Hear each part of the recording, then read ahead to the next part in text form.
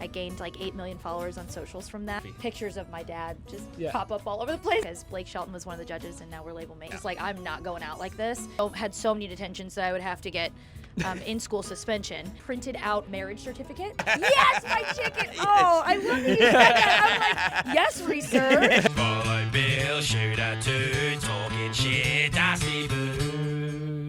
All right, we're at the Dusty Booch studio, and we are with Alexandra Kay. Welcome. Hi, how are you? I'm good. You've touched down under. We actually seen you yesterday for a little surprise appearance at Countrytown Awards. Yes, that would was have been pretty fun. special. Yeah, that was really fun. I was super happy to get to do that, and like I love Kaylee, so I was really happy I got to present her the award. It was pretty cool, like to get the opportunity, I suppose, for you to present an award when it's not your hometown, I guess, as well. So when I was honored to do it. Honestly, as soon as I was asked about the opportunity, I was like, of course, absolutely. Yeah. So we came in a day early for it. Yep. And you've enjoyed being down under so far? Oh my gosh, so much fun. This is my second time. Yeah. So actually, when we were driving out here, we like passed like the Brisbane sign and like the big Ferris wheel and everything, and I was like, oh my gosh, we spent so much time over in that area last time. I believe that's like where we were staying. Yeah. And it's just like all the memories flooded back from like 2 years ago. So happy to be back. For sure. Yeah, 100%. Your coffee shop, first coffee shop. Yeah. Just open up. Open or coming? No, June. Last year. It is already open. June last year. Yeah, June Is that last something year. that you've always loved doing since a kid, like, or is it just something that sort of just come I suppose, a bout of just because you're like, oh, I like coffee and I want to buy a coffee shop, or how did it sort of? So how it came about was in 2020, I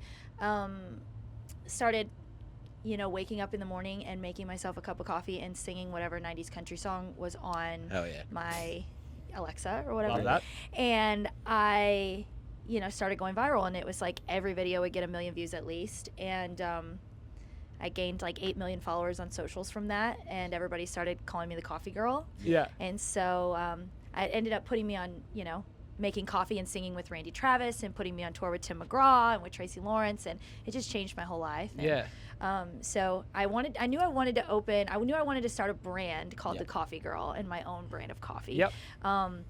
But I wasn't sure that I wanted to start like a full cafe, and then the opportunity in my hometown came about, and I said, well, this is a God thing and I have to do it. Got to retire my dad from a job he's been in for a long time, and he is the GM of my shop, and it's awesome. That's pretty special. Really, it stays really in the family cool. roots. And fans drive from like 12 hours and will come in, to get a and coffee. Pictures of my dad just pop up all over the place. Take pictures with my dad and stuff. Awesome. And I love really that. Cool. That's it's really very cool. pink and girly. You can't miss it. Yeah, I love it. Love it. I think I read somewhere you had involvement with The Voice over there, or you were on The Voice. So yes, but very like nobody would know me from there because they didn't air my episode. But I did audition. I did get sent. So I had a really viral video in 2016. It got like 80 million views of me singing Jolene by Dolly Parton. Yeah. And it was way before TikTok.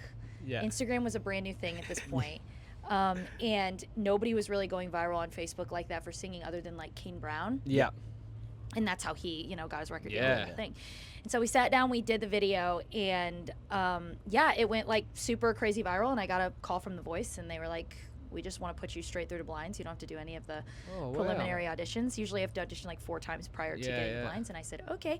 And so I went to blinds and I auditioned, and nobody turned a chair around for me. And I was really sad at the moment, but now it's really crazy because Blake Shelton was one of the judges, and now we're label mates. So everything works out for a reason. Did you take a lot away from that experience? I talk about it all the time about the country music industry is always no's, but if you take all the no's on board, you'll never go anywhere because you just get so down and out. Did that really affect you, getting that sort of like no chairs turned in the moment where you're like, oh, I'm devastated? Oh, for sure. Like I was really, really heartbroken. But honestly, it just like lit a fire in me, and I was just like, I'm not going out like this.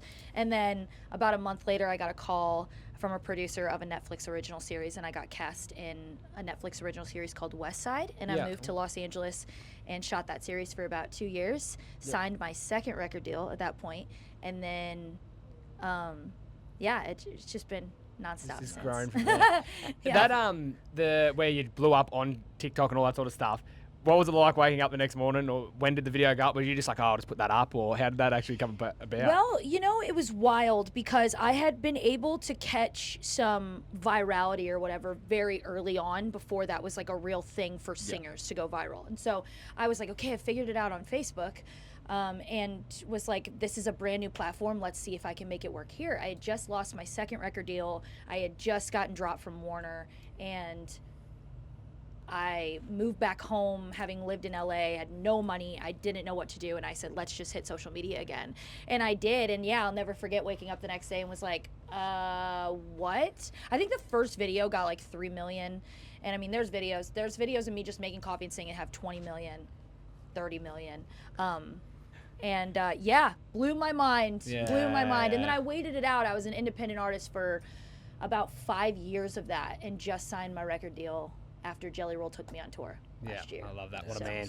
Awesome. What a Yeah. man. Well, speaking of tours, I know you're supporting Garth Brooks in London. Yes, That's my favorite pretty artist exciting. ever. That's pretty exciting. That's Yeah, iconic. I literally cried, screamed, freaked out. He's my favorite. Yeah. Any interview I've ever been asked, who's your favorite artist of all time? Garth Brooks. Yeah. And I was like, I have never met him, and I don't even think been in the same vicinity of him. Otherwise, I would have made sure I met him. But this is my chance, Yeah. so I'm just hoping I don't pass out. But I'm very, very excited. This will be my second time playing Hyde Park. I opened it for Morgan Wallen last time he was there, which was incredible, and it did such great business for us in the UK, and I'm just really excited to see what happens. Yeah, You it's know, the amazing to opportunity's see sick. growth too, from just like, as you say, from a girl that would just like making coffee Yeah. to an international superstar. So Right. that's Oh, really cool. thank you. We do a segment called Making the 8, where we ask 8 sort of rapid fire questions based off the rodeo scene of Making the 8 seconds. Okay, let's do They're it. pretty easy. So the Yeah. first one is, who's your biggest inspiration? Probably Beth. Probably my manager. Yeah.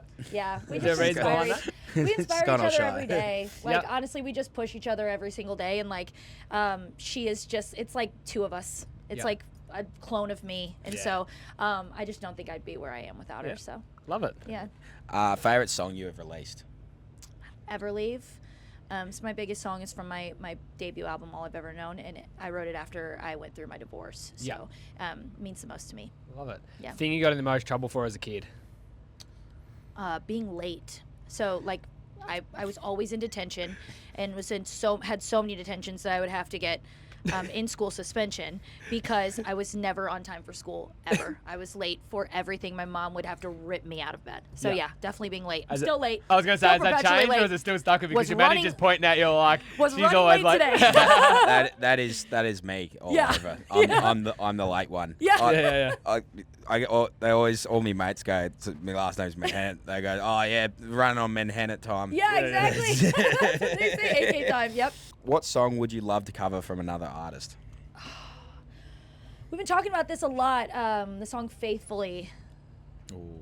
is just a song that I think is yeah. absolutely beautiful, and Queen, Yeah. incredible. Love it. I think I could do a cool Yeah. rendition of it. So maybe one day. Yeah. Wildest, strangest things that happened at one of your gigs?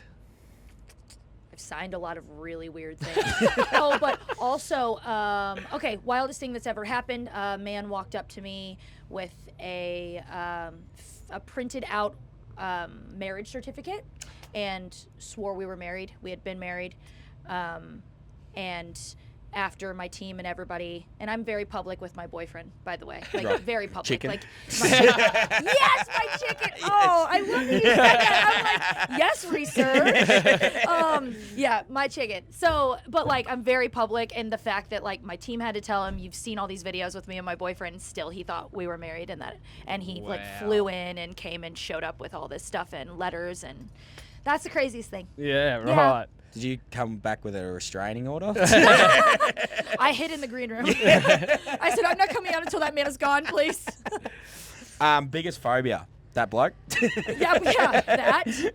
Heights.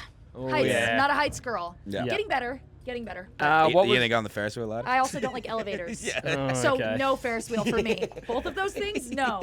What was the moment you knew you wanted to be a country artist? I was sitting in my school gymnasium. I was watching. We had, they have like band, and then they have like a contemporary band. So Yeah, it's like yeah. we called it rock band at Yeah. school, and they covered a Paramore song. Oh, And I remember sitting there and watching this girl perform this for our whole school, which is very small. It's a very small school. And I'm just like staring at her, and she was so captivating, and I was like, this is what I want to do. That is what I want to Yeah. do. There Yeah. you go. And I had been writing songs, but like that's when I said like I want to do the artist thing. Yeah. Like, Yeah, I want to yeah. be that. Yeah. Yeah. Any advice you would give to any up-and-coming artists trying to get into the industry? Lean into social media, but don't let it affect your mental health, or try your best, because I know that it's very hard. It's something that everybody has to do. It's what, brought my career to where it is, but I've had it and lost it so many times. And just, you're the only person to blame if it doesn't happen. Because you get to choose whether you want to give up or whether you want to keep going. So That's a good piece of advice. Yeah. Well, thank you for coming on. Enjoy CMC, and hopefully we'll catch up soon Thank somewhere else. you. Thanks, you. guys. Thank you. Follow Bill Shooter 2, talking shit, Dusty Boo.